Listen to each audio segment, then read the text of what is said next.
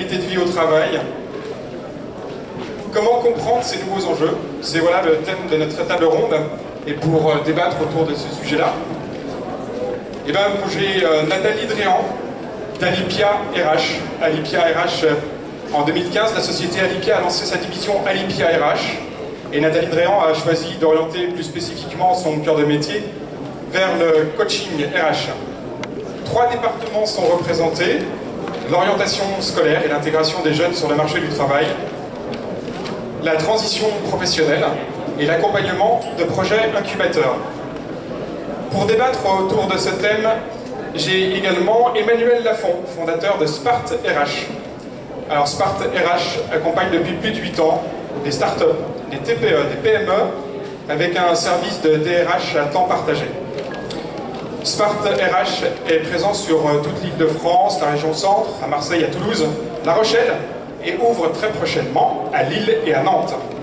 Aujourd'hui, Spart RH accompagne les incubateurs et les pépinières des startups de l'innovation, entre autres HEC, Agoranov, GreenTech Verte Francilien, Grand Lumini à Marseille, Incubaliance à Paris, Saclay et Station F. Emmanuel Lafont, ancien dirigeant de cabinet de chasse de tête, est professeur HEC depuis 2012 sur diverses formations à l'entrepreneuriat. Et également Guillaume Aubin de Monkey, leader du matching affinitaire en ligne pour la mobilité interne et le recrutement. À travers des applications logicielles professionnelles et grand public, Monkey intègre dans des algorithmes, en plus des compétences, les données de personnalité et de culture d'entreprise. Alors, moi j'ai envie de vous poser une première question. Le thème c'est Génération Z, plus toutes les nouvelles fonctions qu'on voit arriver, Happy Manager, on parle beaucoup de qualité de vie au travail, on parle beaucoup de bien-être au travail.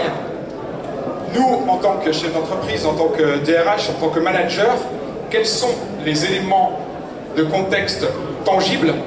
Quels sont les éléments de contexte qu'on doit prendre en compte dans notre management, dans le pilotage de nos entreprises? Emmanuel.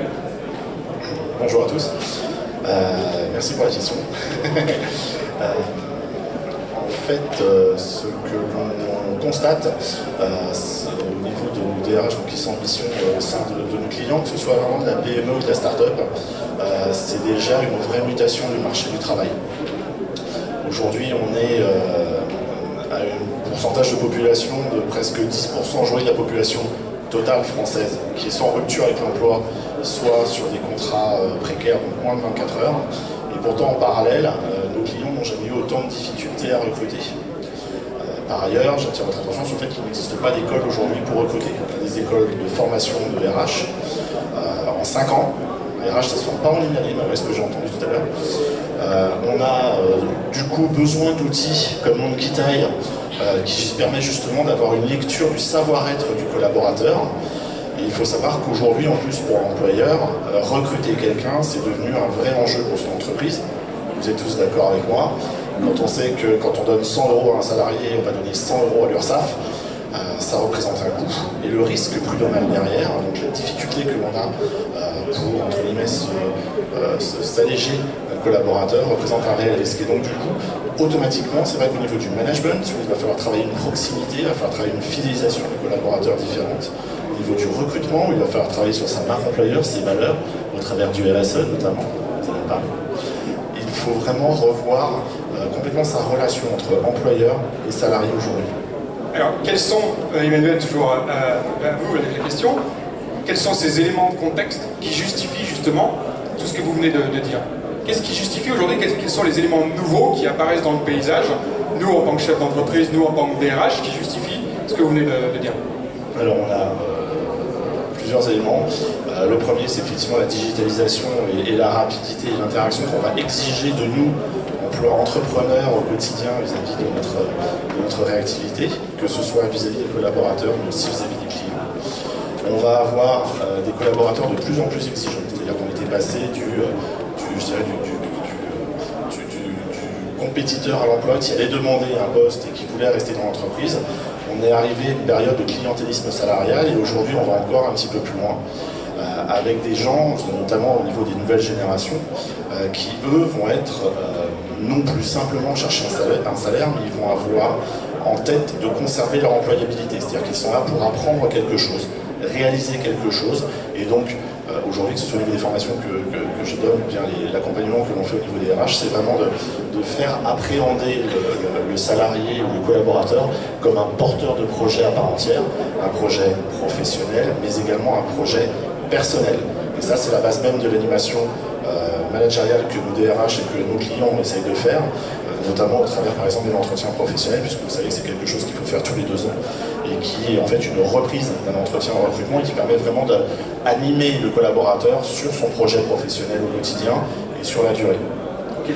Donc en fait, il y a un nouveau rapport au travail, le salarié a des nouvelles attentes, et il faut en tenir compte aujourd'hui. Guillaume, quels sont les éléments de contexte? Est-ce que tu veux rajouter quelque chose? Oui, bonjour à tous déjà. Je rebondis sur Emmanuel, merci beaucoup déjà de citer les solutions innovantes de Monkey. Autrement, pour compléter un peu ce qui a été dit, c'est vrai qu'aujourd'hui le marché a énormément changé, bouge beaucoup. On l'a vu même sur la table ronde précédente, les métiers évoluent beaucoup. On retrouve aujourd'hui une nécessité de s'orienter pour les RH vers le marketing. Et donc finalement avoir cette notion de feedback immédiat, on va plutôt se concentrer sur le parcours collaborateur et le parcours candidat. Celui-ci a besoin d'être engagé dès le départ. Finalement, on connaît les sites carrières aujourd'hui qui ont un trafic plus ou moins gros, mais souvent quand même assez conséquent. Et ce sont des utilisateurs. Comment les transformer aujourd'hui en candidats? C'est vraiment avec ces aspects de feedback immédiat, avec de l'accompagnement, avec justement ce projet professionnel en leur donnant de l'employabilité.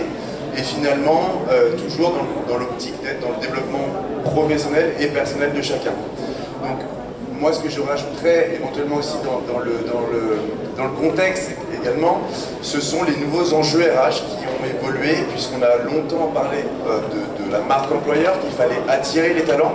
Ça a été une grosse problématique qui est toujours vraie. Hein. Mais aujourd'hui, on va aussi s'attarder sur le développement des talents, mais également sur la rétention et finalement la fidélisation de ce talent en interne. Donc ça passe sur l'externe mais également sur l'interne, puisqu'aujourd'hui on a une mauvaise connaissance de ses collaborateurs, que ce soit PME ou grand groupe, hein. C'est vraiment, ça concerne tout le monde. Donc l'idée aujourd'hui est vraiment de comprendre mieux les compétences qu'on a en interne, ce dont on aura besoin demain et comment est-ce qu'on va pouvoir faire ce cheminement entre les compétences actuelles et les compétences dont nous aurons besoin demain. C'est-à-dire mieux connaître ses collaborateurs, avoir des informations et également, aujourd'hui, c'est facile de s'équiper et de trouver des solutions qui permettent de mieux connaître et de faciliter justement cette transition avec donc tout l'écosystème innovant qu'on retrouve en France. Les candidats sont mieux renseignés sur l'entreprise que ce qu'ils étaient à l'époque. On le voit sur tous les marchés. Hein. Aujourd'hui, vous vendez une automobile, le client connaît mieux la voiture que le vendeur. Donc vraiment, c'est l'idée d'expérience candidat et de marquer le coup finalement avec quelque chose directement du feedback immédiat des candidats. Ok Guillaume, alors Guillaume, tu as évoqué la marque employeur, tu as parlé aussi de marketing RH, c'est quelque chose qu'on approfondira. Je voudrais qu'on détaille encore un peu les enjeux. Et Nathalie, toi, tu as un prisme RSE. Quels sont les enjeux avec le prisme RSE par rapport à ce contexte, on voit bien, qui évolue, et notamment on a parlé d'employabilité?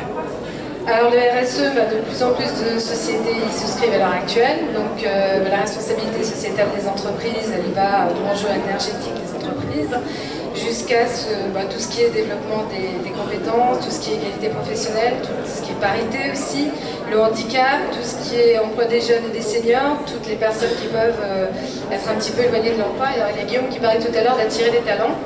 On est de plus en plus sur des structures d'entreprise où, pour répondre à des besoins, on va choisir des Master 2 sortis d'école, de grandes écoles ou d'universités prestigieuses.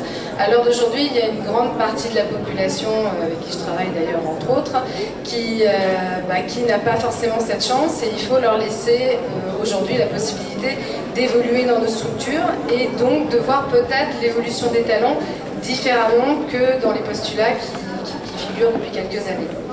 Donc c'est plutôt peut-être voir le collaborateur avec son potentiel. Alors effectivement, il y a peut-être des compétences spécifiques qui vont permettre qu'il évolue sur certains postes, mais aussi un potentiel et des compétences transverses qui vont pouvoir faire une transition professionnelle à un instant T. Ouvrir peut-être des postes aussi à des personnes qui peuvent être en situation de handicap et pas forcément des postes qui soient surdimensionnés, parce qu'il y a des personnes qui peuvent avoir des handicaps plus ou moins visibles et qui ont des potentiels et des compétences qui peuvent être en synergie, mais on ne leur laisse pas forcément non plus la possibilité d'évoluer de manière optimale. Donc voilà, tout ce qui est responsabilité sociale des entreprises, je pense qu'on va revenir dessus, mais il y a différents paramètres qui sont importants à intégrer. Voilà. D'accord, donc on a des nouvelles attentes vis-à-vis d'entreprises, vis-à-vis du travail. On a tout intérêt à bien connaître maintenant quels sont nos collaborateurs, de telle façon à favoriser, à ce qu'ils conduisent à se réaliser finalement au sein de l'entreprise. On voit aussi qu'il y a une vraie prise de conscience au niveau des enjeux RSE. Juste, entre parenthèses, une petite question. On parle beaucoup de la génération Z. Qu'est-ce qui caractérise, en 2 mots, qu'est-ce qui caractérise la génération Z?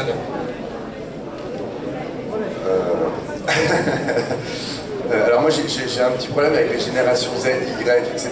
Tout simplement parce qu'aujourd'hui on se rend compte que ce que veulent les jeunes de la génération Z, Y ou autres, finalement c'est à peu près la même chose que ce qui se passait en mai 68, on l'a vu encore sur différents reportages, les besoins sont les mêmes, c'est le contexte qui évolue. Avant ils étaient vraiment dans un modelé par le monde du travail, on avait des carrières de 10 ans, de 15 ans, de toute la vie. Au sein d'une entreprise, aujourd'hui ce qui va caractériser ces générations, c'est l'accès à l'information via Internet, via la digitalisation, on en parle tout le temps de ce mot-là, mais c'est vraiment l'accès à ces informations qui va permettre forcément de rendre la personne plus exigeante et dans des attentes différentes. Donc la caractéristique exacte de la génération Z, probablement volatile, volatile et voilà, c'est déjà pas mal, j'ai du mal à différencier entre les deux générations. Nathalie? Alors, les générations d'avant rentraient dans un cadre. Et ce cadre, en fait, c'était une évolution de carrière, c'était des choses bien structurées, et on envisageait une évolution de carrière dans cette structure. Alors d'aujourd'hui, les nouvelles générations, elles sont effectivement plus volatiles, mais surtout, elles ne sont pas du tout aptes à rentrer dans un cadre. Elles, c'est vraiment le fait d'être un petit peu intuitif, de jouer avec justement toutes les technologies en place, et c'est plus des jeunes qui répondent à un formalisme qui a pu être pendant des générations. Donc voilà. Beaucoup de choses ont déjà été dites. Je reprendrai juste peut-être une illustration. On parle des baby-boomers. Rappelez-vous, les baby-boomers, quand ils étaient petits, ils avaient une télé noir et blanc, il n'y avait pas de télécommande et il y avait au maximum 3 chaînes. Les générations X, voilà, c'est moi ça. Quand on avait de la chance, on avait un Amstrad CPC 464 ou 6128. Quand nos parents avaient moins d'argent, on avait un MO5 ou un TO7. Après, on a eu la génération Y, qui elle a commencé à découvrir Windows, avec l'écran bleu, vous savez, le truc qui ne marche pas. Et aujourd'hui, les nouvelles générations qui arrivent, est une génération qui est complètement interconnectée, qui est face à un environnement hyper réactif. Donc au niveau également de l'approche du marché du travail, on a eu 4 générations différentes. La première génération, c'était « Mon fils, tu travailles bien, tu vas rentrer dans telle entreprise, tu vas rester dans cette entreprise et tout ira bien, tu pourras monter ta vie autour de ça ». La génération X, donc notre génération, on a découvert le chômage longue durée de nos aïeux ou de nous-mêmes, ou maintenant aussi de nos enfants. Les nouvelles générations, elles, découvrent une autre relation au travail, où justement le but du jeu, c'est, comme tu le disais, de découvrir, d'apprendre, de préserver son employabilité et surtout de toujours être dans l'action. C'est-à-dire, est-ce que j'apprends quelque chose? Est-ce que je me valorise ou pas? Je suis non pas un produit, je suis un service sur le marché. Et c'est vraiment cette notion de marché du travail, d'interaction, qui va faire qu'on est en train de, je dirais, commercialiser la relation entre l'entrepreneur, entre l'employeur et le salarié. Et aujourd'hui, c'est vrai que par exemple, nos clients ont compris quelque chose, c'est qu'ils ont 2 niveaux de clients. Ils ont les clients qui vont leur donner de l'argent par rapport à un service ou un produit qu'ils vont commercialiser. Et ils ont un nouveau type de clients. Ce sont des gens qui vont leur donner du temps, des compétences et une somme de travail. Et ça, ce sont des collaborateurs. Et donc du coup, il faut mener, comme je disais, une vraie réflexion, que ce soit vis-à-vis de la marque employeur, mais plus loin encore, une vraie réflexion sur le marketing salarial, pour pouvoir intégrer justement une démarche vis-à-vis de ces porteurs de projets, mais également porteurs d'offres de travail, de compétences et de somme de travail. Pour pouvoir vous illustrer ça, c'est simple. Donc, comme tu as expliqué notre métier, au sein de Sparte, on est un peu moins de 10. Mais par contre, on a recruté une directrice marketing spécialisée dans quoi? Dans le marketing de l'offre. Et aujourd'hui, son travail est axé vis-à-vis des start-upers et des PME que l'on accompagne sur quelle démarche on va avoir vis-à-vis des collaborateurs et vis-à-vis des futurs collaborateurs. On va travailler sur non seulement la marque employeur, mais on va aussi travailler sur des réseaux de distribution, sur comment on va parler aux gens. On ne s'adresse pas à un demandeur d'emploi ou à un futur collaborateur sur Twitter, qu'on va s'adresser à lui sur Facebook, qu'on va s'adresser à lui sur LinkedIn, ou bien sur le site institutionnel de la boîte.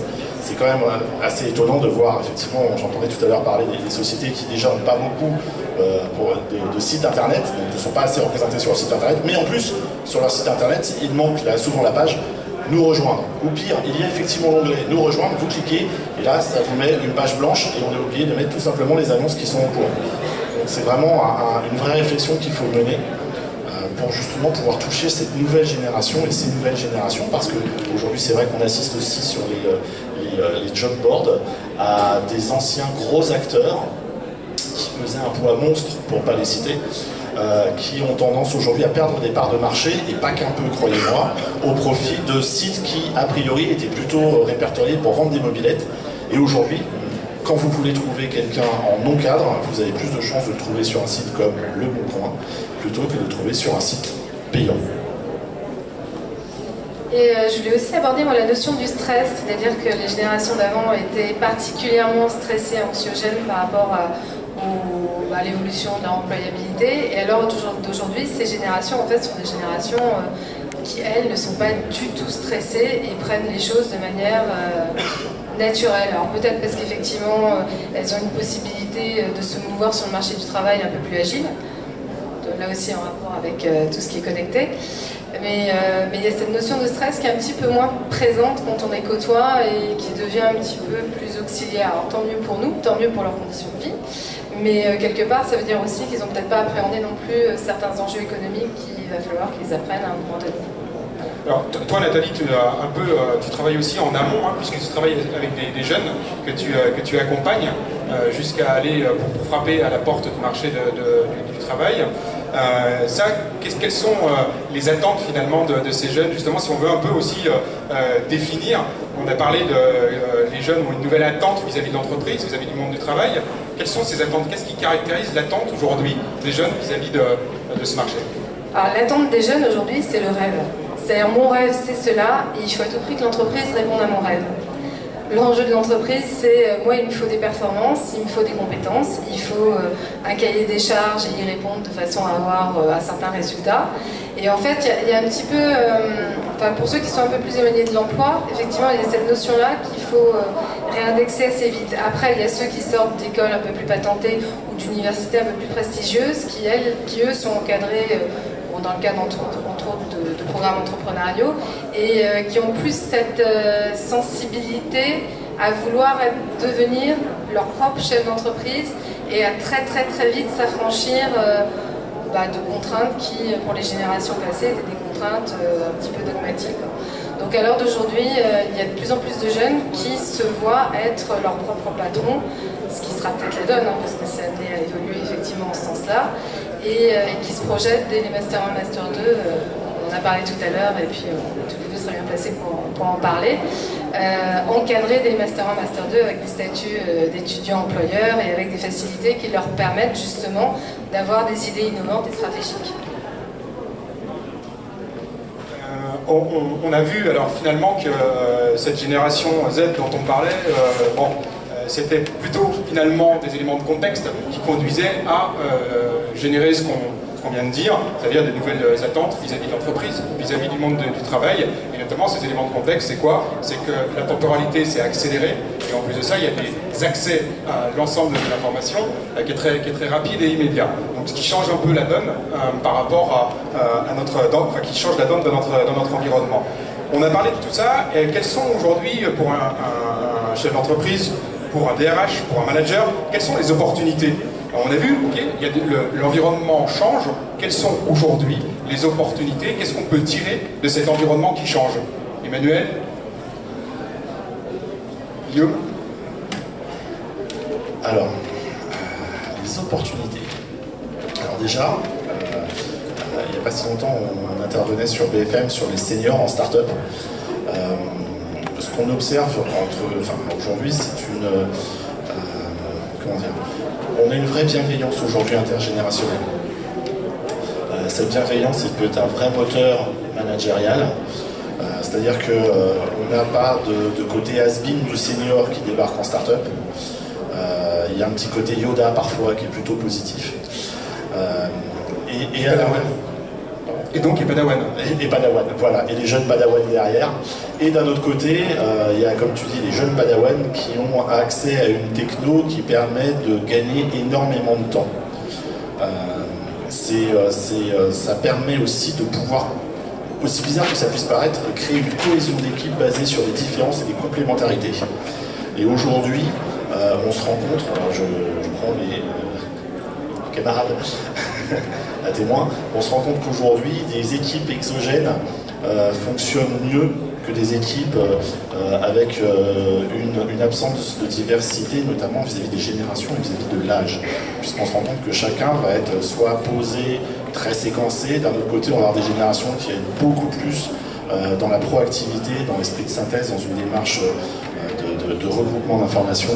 Et tout ça, ça nous permet d'avoir vraiment des vrais atouts managériaux aujourd'hui, et une vraie dynamique qui peut se retrouver tout simplement sur les équipes que l'on monte en RH. Donc une vraie complémentarité entre générations, intergénérations. Moi, je vais juste préciser que l'autre jour, entre autres, je suis intervenue dans un colloque où il y avait carrément des lycéens et des collégiens qui avaient en fait en objectif de monter des mini-startups. Et donc on les voyait, même des collégiens, avoir des idées novatrices, les présenter comme des vrais chefs d'entreprise. Donc en fait, les générations à venir, on leur facilite un petit peu tout ça et on les initie très très vite au fait de s'affranchir et d'être, entre guillemets, patron assez rapidement et ça peut aller très vite. Guillaume, tu veux compléter? Ouais. Alors moi je pense que le conseil ce serait que ce soit pour un directeur, un RH, un DRH, etc. Ce serait vraiment d'impliquer finalement aujourd'hui toute cette brique RH qu'on a toujours vu comme gestionnaire de paie, des congés, etc., des problèmes internes, mais dans la stratégie. C'est-à-dire qu'aujourd'hui on a les moyens de faire plus de choses avec moins de monde. Donc avec cette digitalisation, encore une fois, on a cette capacité de s'équiper d'outils comme ceci, et finalement de rendre le RH stratégique, c'est-à-dire de le concentrer sur des tâches à forte valeur ajoutée, et non plus toute cette partie administrative qui est pénurique et qui n'engage absolument pas vos collaborateurs.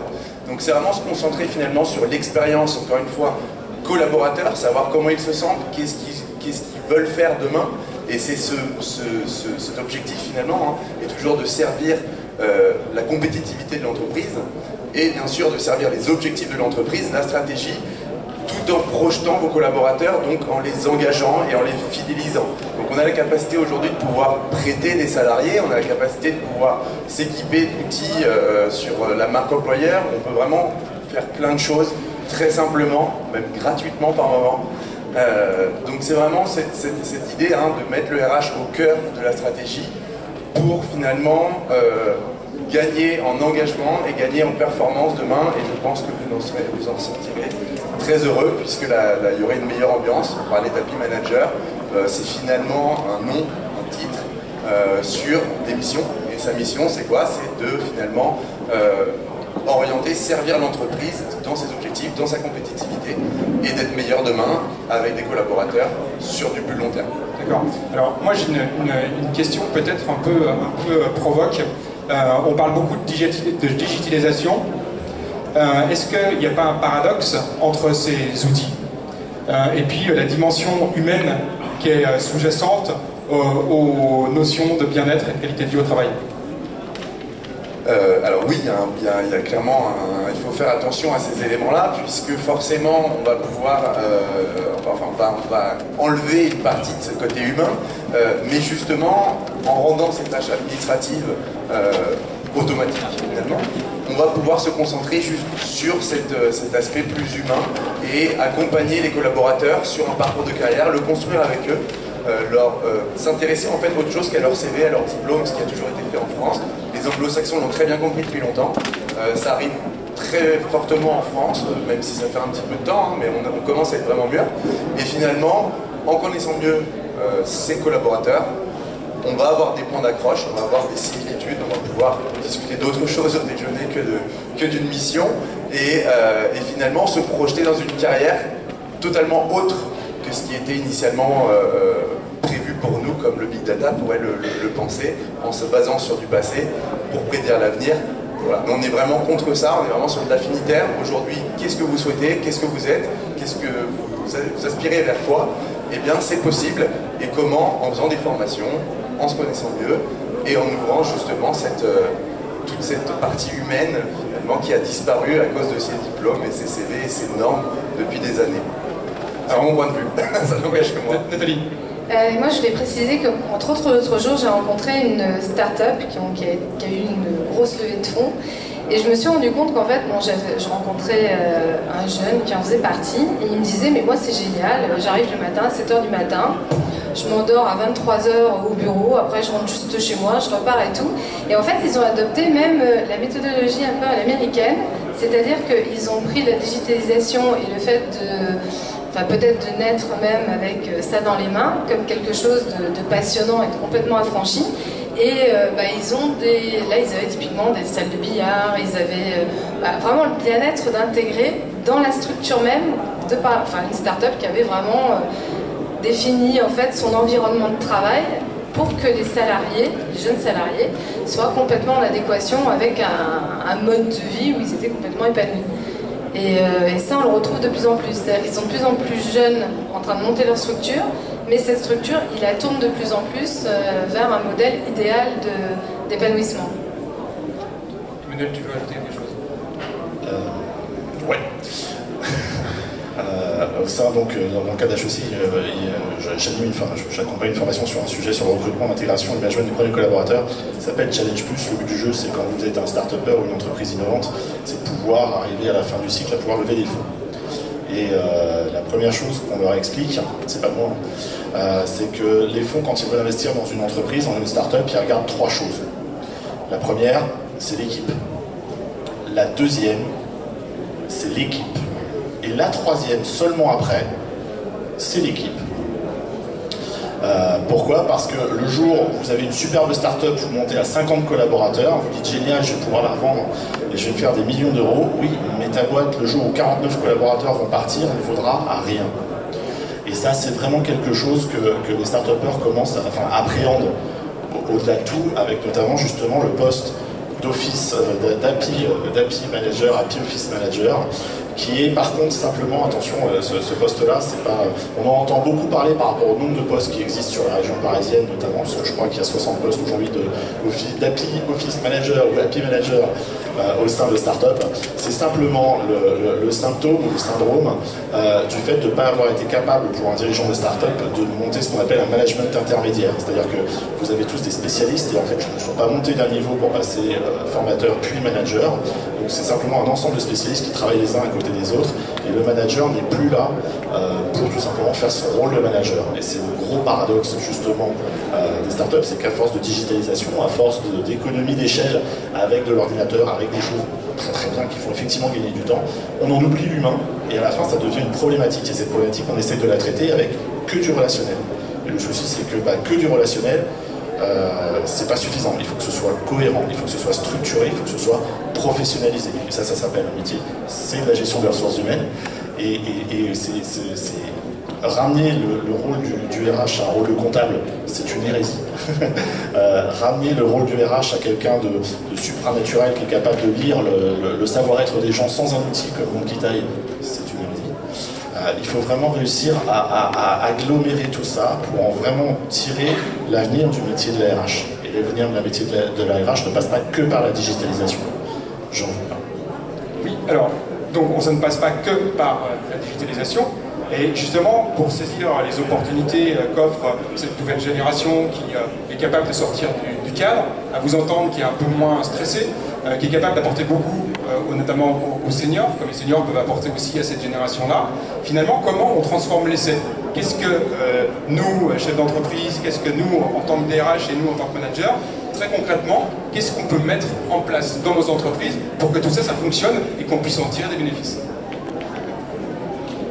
Déjà une cohésion, c'est-à-dire le fait effectivement de faire un certain nombre d'événements qui rapprochent l'humain, de plus considérer la masse salariale comme une gestion vraiment de ressources humaines et de compétences en adéquation et évolutive.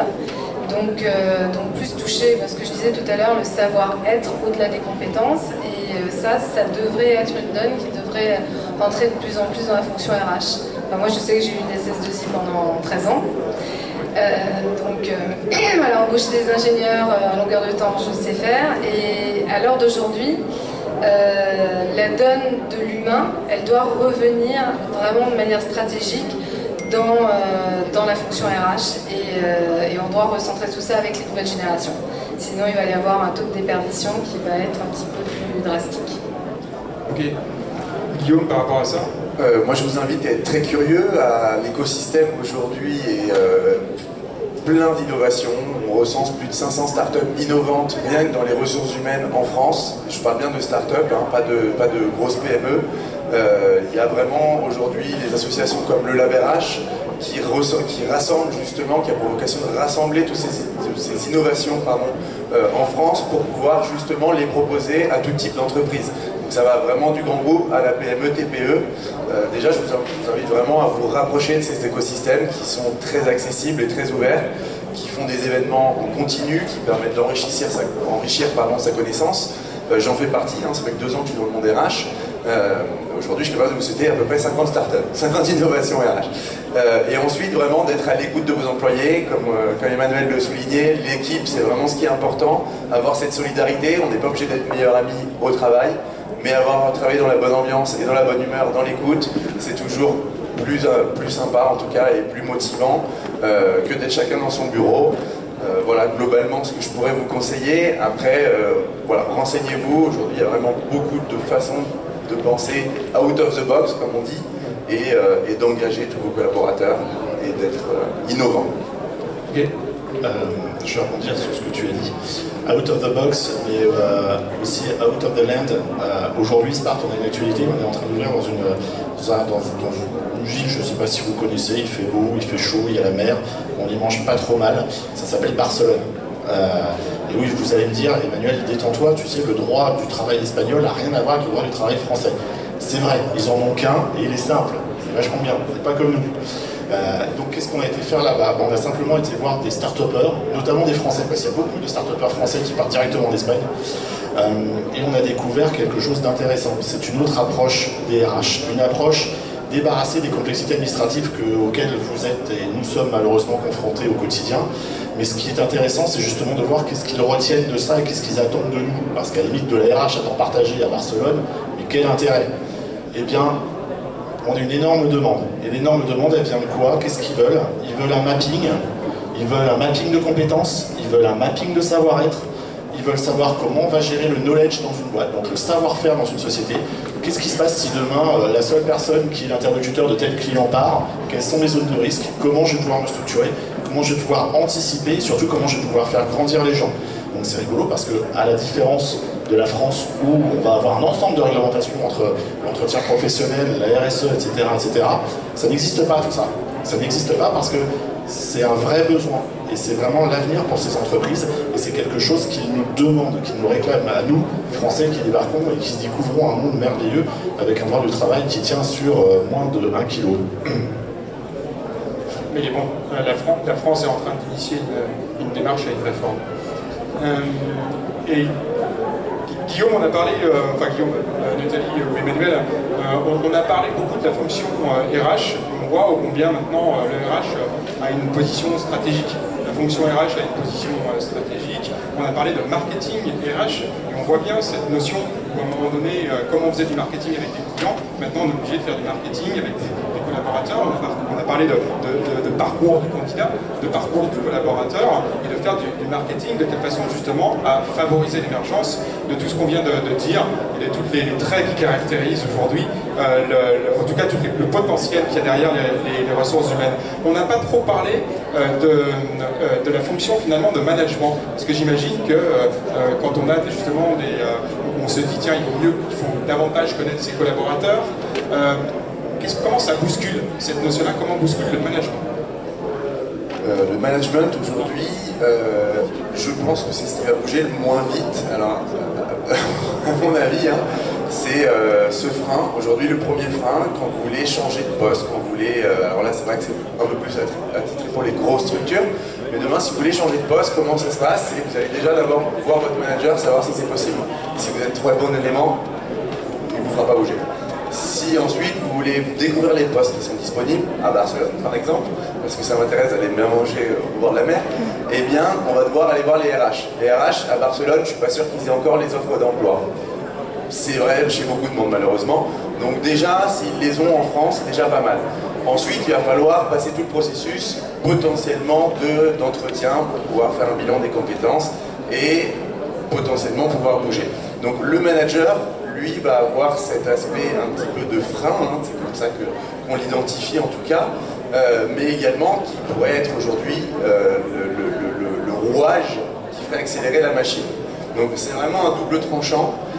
L'idée c'est vraiment d'avoir tout cet accompagnement de change management avec l'accompagnement des outils qu'on met en place, parce que forcément ça change les habitudes, ça change les mœurs, ça change le quotidien. Donc il faut vraiment accompagner ces managers, il faut comprendre qu'est-ce qui fait que demain, en fait, c'est tout simplement qu'il ne faut pas qu'ils le prennent comme quelque chose de négatif qui va être de la perte de performance. Donc c'est vraiment leur faire comprendre que c'est une évolution des mentalités qu'ils doivent évoluer avec, et tout simplement dans l'objectif de faire évoluer l'ensemble de la boîte, et pas seulement leur équipe et leurs variables de la fin du mois. Manager, ça dépend, parce que je suis commercial. Donc, mais voilà, c'est vraiment cet esprit du manager qui va pouvoir pousser en interne. Il va falloir aller identifier forcément ces managers qui seront leaders du changement. Avec ça, forcément, on va pouvoir accompagner les équipes dans sa globalité et identifier les personnes les plus réticentes à ces changements. Je ne sais pas si je réponds bien à ta question, Michel. Est-ce qu'il y a un complément, Nathalie? Alors la fonction RH, elle va devoir de toute façon changer et se modifier avec les nouvelles générations. La digitalisation, elle va devenir un petit peu pléthore parce que les startups vont se développer en la matière et l'offre de services va être de plus en plus décuplée. Donc la concurrence aussi. Donc quelque part, si les RH ne sont pas plus souples, plus à l'écoute de nos jeunes et n'envisagent pas l'évolution de carrière au même niveau qu'eux, il y aura une disparité. Donc il faut accompagner effectivement les RH et le management des RH en ce sens-là, tout en dispensant aux jeunes le fait qu'il y a quand même un certain nombre de donnes qui ne changent pas et que le droit du travail, lui, c'est toujours le même et qu'il y a certaines particularités auxquelles il faut se plier. Donc c'est pas parce que ça va dans un sens, il faut que ce soit dans les deux. Bon, alors, beaucoup de choses ont été dites. En fait, je pense que la fonction RH, dans sa premier temps, a beaucoup évolué. C'est-à-dire qu'avant, c'était le responsable du personnel qui était un ancien militaire. Et puis, au fur et à mesure, c'est devenu quelqu'un de plus en plus procédurier et de plus en plus, je dirais, légaliste par rapport à un droit du travail qui est quand même un petit peu lourd, on peut le dire, entre la loi Rebsamen, la convention collective par là-dessus, il faut qu'il y en ait un qui bouge encore. Ça devient quelque chose de compliqué. Aujourd'hui, on est vraiment sur de l'humain. Et par rapport au management, on est en train de réaliser aujourd'hui qu'un bon commercial ne devient pas forcément un bon chef des ventes. Grâce à Monkitaï, on peut voir s'il va devenir un bon chef des ventes puis un bon directeur commercial. Mais à la base, tu peux être un bon vendeur sans être forcément un bon manager. Et à l'inverse, de plus en plus de personnes en poste, je dirais, de responsabilité, mais aussi des dirigeants d'entreprise, comprennent ou appréhendent la relation avec le salarié de manière différente. C'est-à-dire qu'ils ont compris qu'un salarié, c'est avant tout un performeur. Depuis qu'il est tout petit, il a des notes, donc c'est important de pouvoir lui dire régulièrement est-ce que tu es dans les clous, est-ce que tu n'es pas dans les clous, est-ce que tu es la moyenne ou pas, est-ce que tu travailles bien ou est-ce que tu es en dehors de ce qu'on attend de toi. C'est un spectateur à part entière, puisqu'il a une opinion sur l'entreprise, et notamment une opinion renforcée par les réseaux sociaux, si vous allez sur LinkedIn, que vous tapez le nom d'une société, vous allez avoir plein de feedback sur la société, vous en rendez même pas compte. Vous allez sur Google, vous allez pareil avoir plein d'infos sur la société. C'est ce qu'on a découvert notamment quand on fait du marketing salarial, où on découvre que voilà, si vous tapez Airbus sur Internet, vous risquez d'avoir des mauvaises surprises en termes de management, en termes de reconnaissance du collaborateur. Le dirigeant a aussi compris que le collaborateur, c'est un client à part entière, c'est-à-dire que demain, un salarié veut quitter l'entreprise, il veut vous quitter demain, il n'y a pas de problème. Soit au mieux, il vous envoie un email en disant salut, au pire, il ne vient plus bosser. Vous pouvez essayer de faire pareil à l'inverse, c'est-à-dire que vous n'avez plus envie d'un collaborateur, vous lui envoyez un email, comme on fait aux États-Unis, vous allez voir la réaction, ça va faire vite et ça va faire mal. Ça s'appelle les prud'hommes. Voilà. Donc on voit bien que pour saisir ces opportunités, en tout cas, les entreprises, que ce soit les DRH, que ce soit les managers, on a intérêt à évoluer et on a intérêt, j'ai l'impression, à faire davantage d'agilité, de faire preuve d'agilité et de flexibilité, parce que comme Guillaume, tu l'as dit tout à l'heure, finalement c'est l'environnement qui va très vite aujourd'hui, qui s'est accéléré et qui change la donne, qui change la façon d'appréhender le monde du travail. On est arrivé au terme de cette table ronde. Je vais simplement laisser l'opportunité de poser quelques questions. Le temps passe vite. Si certains d'entre vous ont des questions, n'hésitez pas. Je pense qu'il y a un micro qui doit être à votre disposition. Est-ce qu'il y a des questions dans la salle? Oui, il y a une question. Alors, on va vous apporter un micro.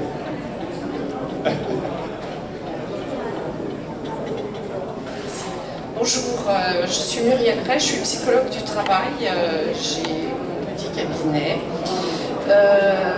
Alors, je vous ai entendu beaucoup parler de, effectivement, la génération Z et d'abord, je me demande au niveau de la proportion, quels sont effectivement les jeunes qui ont ce type de comportement. Je travaille aussi avec des demandeurs d'emploi et je ne trouve pas chez eux ce type de comportement clientéliste, mais plutôt une certaine inquiétude pour leur travail et la suite de leur emploi. J'avais aussi une autre question, vous parliez de connaître ses collaborateurs, et là je me suis posé la question de la limite entre la vie professionnelle et la vie privée. Effectivement, connaître ses collaborateurs, c'est aussi connaître leur vie privée. Où est-ce qu'on s'arrête? Qu'est-ce qu'on fait? Je regarde mes autres petites notes.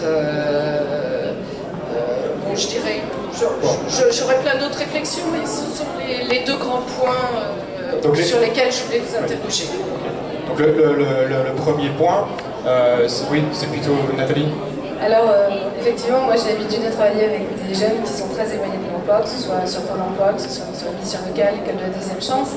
Alors, quand on parle de la digitalisation, quand on parle effectivement de certaines startups, c'est vrai que c'est plus des personnalités qui ont un certain background, une certaine formation initiale. Les autres qu'on doit accompagner sont un peu plus inquiets justement parce qu'ils sont un petit peu plus en marge de tout ça. Après, il y a le processus classique, on va dire, d'embauche et d'autres marchés qui sont potentiels. Là, on a très axé start-up et on a très axé innovation. Ces populations-là, moi je les accompagne tous les jours. Il suffit de leur donner les bonnes méthodologies, de les rassurer. En fait, c'est une génération qui a peur qu'il y a beaucoup de failles, donc il faut juste leur expliquer que leurs failles sont leurs plus grosses forces et de leur expliquer que si hier les générations passées pouvaient enfoncer les portes, eux aujourd'hui peuvent encore le faire. Et moi, ce que je rencontre, c'est ce que je leur préconise. Voilà, je ne sais pas si ça répond à votre question, mais effectivement, c'est un peu plus anxiogène en termes de recherche d'emploi, et là, on est sur un positionnement un peu plus spécifique quand on parle de start-up et quand on parle d'innovation. Alors, la deuxième question, c'est jusqu'où peut-on aller dans la connaissance de ses collaborateurs? Comment faire pour ne pas aller s'initier dans la vie privée? Alors, il y a un code déontologique déjà au niveau des DRH, donc il y a des questions qui théoriquement ne doivent pas être posées. Après, le problème en France, c'est qu'on a des questions implicites et on a des postulats un petit peu implicites que les DRH ne formalisent pas toujours, formalise de manière un petit peu maladroite. Il faut que le DRH apprenne à se civiliser un petit peu et que le droit du travail comporte certaines donnes et que ces donnes, il faut les intégrer. Voilà. Il y a des choses qui sont du domaine de la vie privée, qui doivent rester du domaine de la vie privée, sauf si le collaborateur souhaite en parler, ça peut être aussi le cas, et il faut pas y déroger. Est-ce qu'il y a d'autres questions? Voilà, j'ai un petit compliment. Ah, Guillaume, pardon. Bonsoir, bonjour madame. Je voulais juste rajouter, il y a vraiment différents aspects. C'est vrai que j'insiste beaucoup sur ce côté-là également pour ma part. Et il faut aussi le voir. Déjà, premièrement, on n'oblige absolument personne à passer des tests. Hein. Bien entendu, la CNIL veille sur tout ça avec un œil assez serré.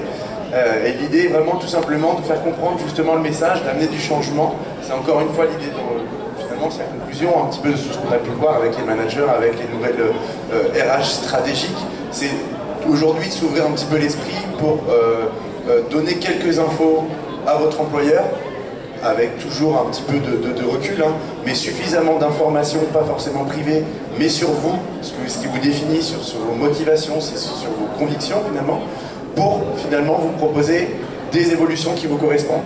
Les métiers changent, aujourd'hui on entend beaucoup les chiffres que d'ici 5 à 10 ans, 50% des métiers auront disparu et 65% des métiers on ne les connaît pas encore. Ça ne veut pas dire que tout le monde sera au chômage. Ça veut simplement dire que demain, un métier c'est un lot de compétences. On ajoute une compétence, le métier change, on en enlève une compétence, le métier change. Donc c'est vraiment savoir s'adapter, cette capacité à s'adapter, et en connaissant mieux vos collaborateurs, vous aurez justement cette anticipation, vous aurez la capacité de pouvoir les orienter vers des choses qu'ils aiment. Et aujourd'hui, à titre d'exemple, c'est celui qu'on utilise le plus souvent, en tout cas chez Monkitaï, c'est que demain, un expert comptable dont on a de moins en moins besoin au sein des entreprises, qui est là depuis plus de 25 ans à son poste, il a envie de faire autre chose. Et bien l'entreprise, ça se trouve, elle est en train de chercher un data analyst, ce qui coûte super cher sur le marché. Soit c'est externaliser la compétence et ça coûte cher également. Et en fait, on se rend compte qu'un expert comptable correspond à 88% des compétences d'un data analyst. Et il suffit finalement de le former pour lui donner une nouvelle jeunesse et également vous avoir embauché votre data analyst. Donc c'est vraiment cette idée d'être objectif hein, et non pas d'aller punir par rapport à parce que vous avez cette personnalité ou cette motivation qui ne va pas. Voilà, c'est vraiment, on sépare bien le privé et le professionnel. C'est l'idée vraiment de pouvoir améliorer la vie de chacun et le bonheur au travail. Quand on dit connaître ses collaborateurs, c'est davantage connaître ses compétences et ses aptitudes et son potentiel. Exactement. Et Emmanuel, tu peux par rapport à votre question, qui a soulevé plusieurs choses. Voilà. En fait, depuis que j'ai monté Spart, j'essaie de passer à peu près une journée dans des associations de personnes en rupture avec l'emploi, notamment le Club FACE, que vous devez certainement connaître, qui lutte contre l'exclusion. En parallèle de ça, effectivement, on a des gens qui sont aujourd'hui en rupture avec l'emploi qui ont une vraie angoisse. En face de ça, on a des dirigeants aussi qui veulent recruter et qui n'ont personne en face d'eux pour recruter. Je vous cite un exemple. Là, pour le coup, on parlait tout souvent de data analyst la dernière fois, mais plutôt des profils élevés. Une entreprise qui veut faire un nettoyage de véhicules sans eau, dans un hangar chauffé, 35 heures, payé SMIC, plus 400 €. D'accord, formation assurée. L'annonce est passée à Pôle emploi pendant 6 mois. Ils voulaient quelqu'un issu de la zone de Trappes, puisque c'était sur Trappes en Yvelines. Pendant 6 mois, est-ce que vous savez combien on a eu de candidatures pour répondre à ce poste? Il y en a eu 4. Sur les 4, combien venaient de Trappes en Yvelines? 0, pot de balle, à rien. Donc au bout d'un moment, quand j'essayais moi de traîner mes petits camarades entrepreneurs en disant si viens, tu vas voir, il y a du monde, au bout d'un moment ils se disent je veux bien mais ils veulent pas. Et à l'inverse, quand j'étais avec les demandeurs d'emploi, donc les mêmes populations que vous croisez, c'était l'inverse, ils disaient mais ça sert à rien qu'on postule, ils veulent pas.